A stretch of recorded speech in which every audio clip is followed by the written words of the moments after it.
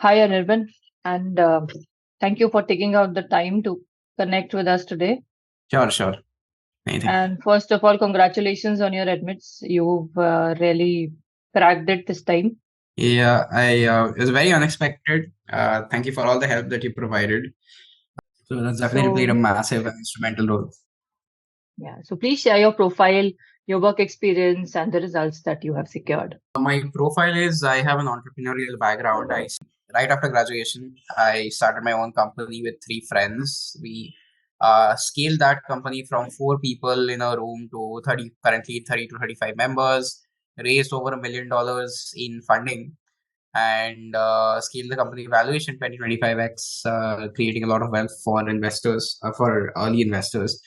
After that, I took some time off from the company to work on sustainability with a company called EcoVisor, and where I basically designed the product strategy and built out the product from scratch, grew it to having onboarded close to 10,000 products, 1,000 plus brands, and reaching an annual traffic of more than 250,000 unique viewers. And after that, I'm doing a stint for a non-profit right now that functions in the fundraising space itself, trying to help smaller nonprofits, actually grassroots level nonprofits, actually getting that they deserve instead of being overshadowed and having the spotlight taken away from them by the larger nonprofits that exist in the space. So that's my profile. I have around 2018, so I have close to 5.5 years of experience, you could say, 5 years really. And I've converted IIMA, B, and C. And I also got an invite from IMK, but I decided to not go for the interview because I already had the IIMC offer at that point of time.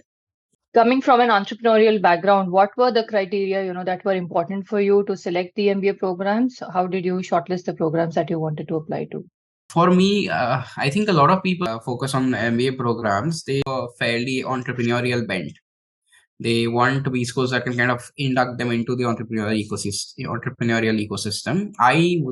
Did not really want that. I already have an ecosystem and a network of people who had that. So I had a very clear cut goal. I needed a network that complemented or supplemented my existing one.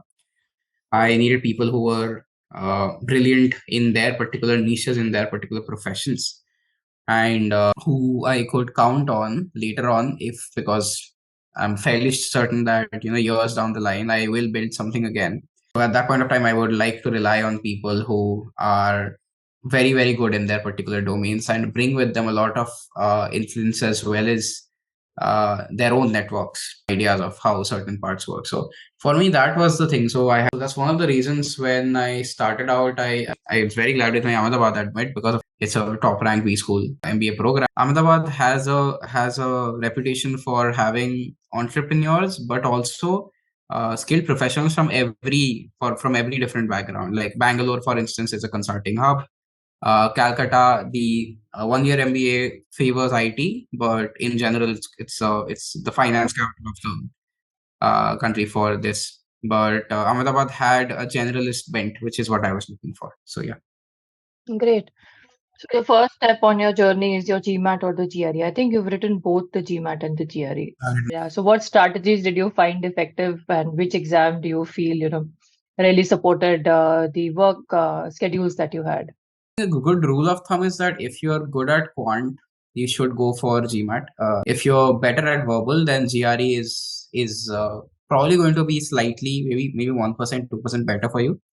But when it comes to strategies, I have a very very lopsided score in both exams, and also a very atypical score to most engineers. My quant score was not very good, but I made up for it with a fairly high verbal score. And I think so. I'm not the best person to talk about those strategies. Verbal, read a lot of books, and try to get your comprehension speed up to a significant point where you're slowly getting faster and faster at understanding things as you read them and able to retain things. For me, a big change in my scores came when I realized that instead of seeing a question and going to the answer, instead of reading a passage very superficially and then going to the answer and then looking for those points in the passage, if I could just take my time, spend 5 to 7 minutes reading the passage, and then kind of go to the answer questions, it would make a lot of sense for me. So I think it's all right if you put in around an hour and a half worth of effort every day for GRE. If you can do that for, let's say, a month or so, month and a half, that should be good enough. For GMAT, you have to be a little more intensive with your quant prep. Verbal prep, though, is simpler.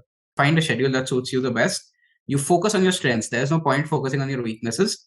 You just make sure your weaknesses don't get the score down, keep you at a base, and then you try to increase your score by whichever part of the exam you're actually better at. Yeah, verbal is actually a major point of contention, for a lot of applicants, because they are not able to score on the verbal, and Indian applicants, they do score on the quant for that matter. Yeah. Your tips are going to be helpful for the guys who are struggling with the verbal part.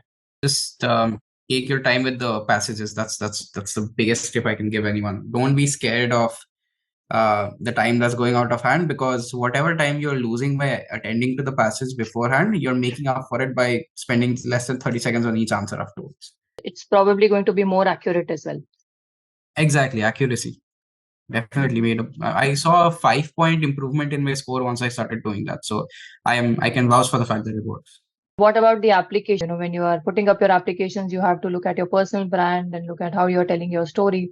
What are the important things in this from the point of view of putting up a strong application? Every single part of the application has to be complementary. Different schools have different application processes. Some schools ask you for maybe one or two SOPs. Other schools will ask you for multiple. Some schools may not even really ask you for any LORs. Others might. Every little thing should highlight it could be your achievements, your LORs.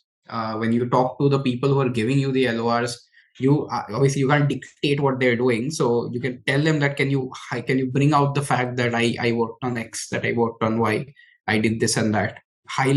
Try to get that part of your personality highlighted which you feel hasn't been covered in your SOP.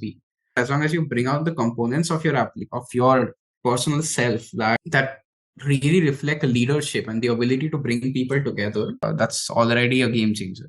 What about the IIM interviews? You've cracked all three of them, A, B, and C. So how was your experience of the IIM interview? There are so many myths about the IIM interview. You need to have GK, you will be asked some standard questions. There are no standard questions. That's the first thing. Every single interview was as difficult as you could possibly get. And even within a single interview, the other people who had the interview with me had a very different experience from what I had or what other people had. The GK part is legitimate in the sense that some schools, like Calcutta, for instance, will definitely put some emphasis on that. They'll straight away ask you about a certain event that might be trending at that point of time. They'll want to test your knowledge.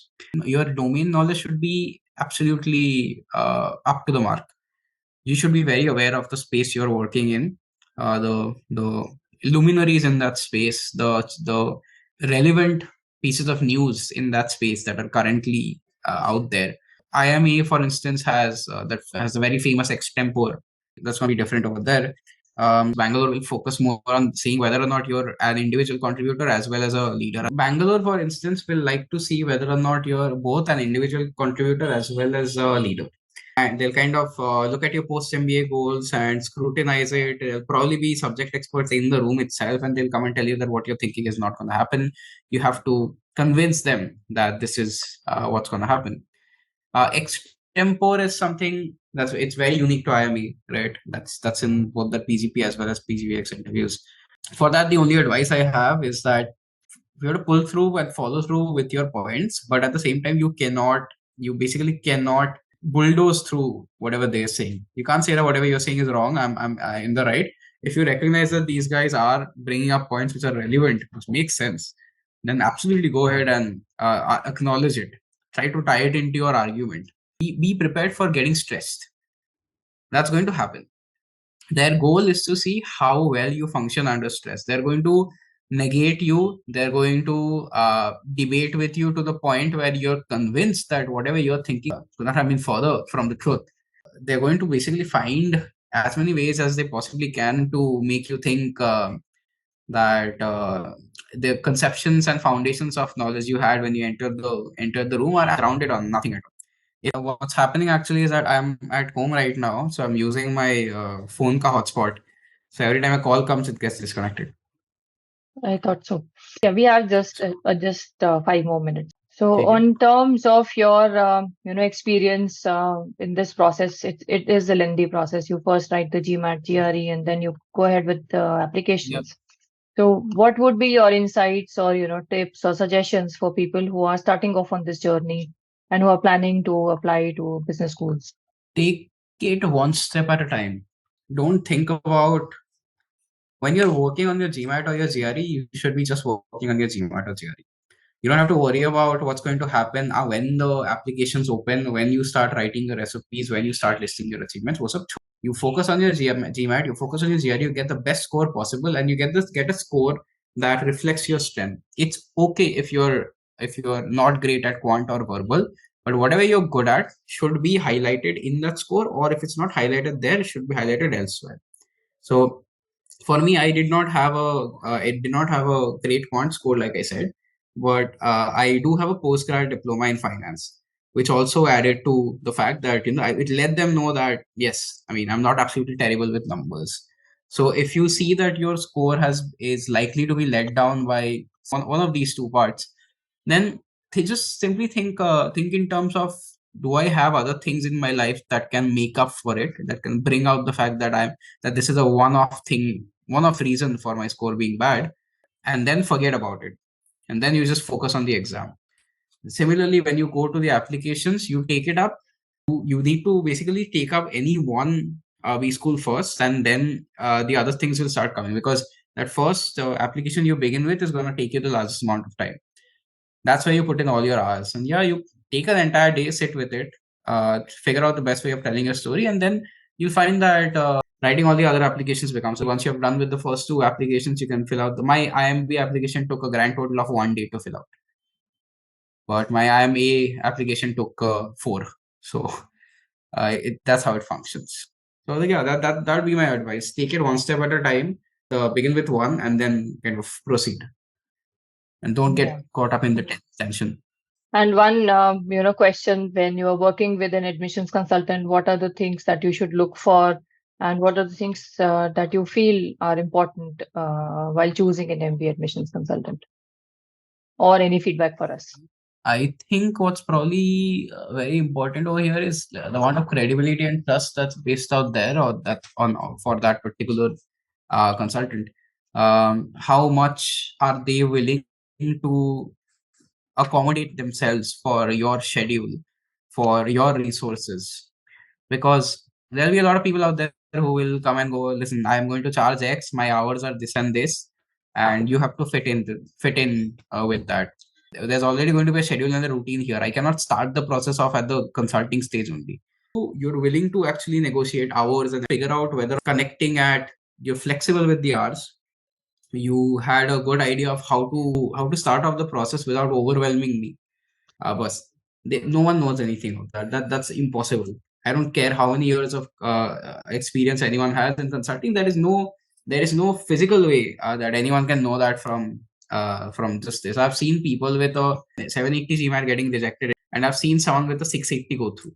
I've seen people with a 650 get into B and 750 getting rejected. So do not listen to people who tell you that the score up front is what you have to improve.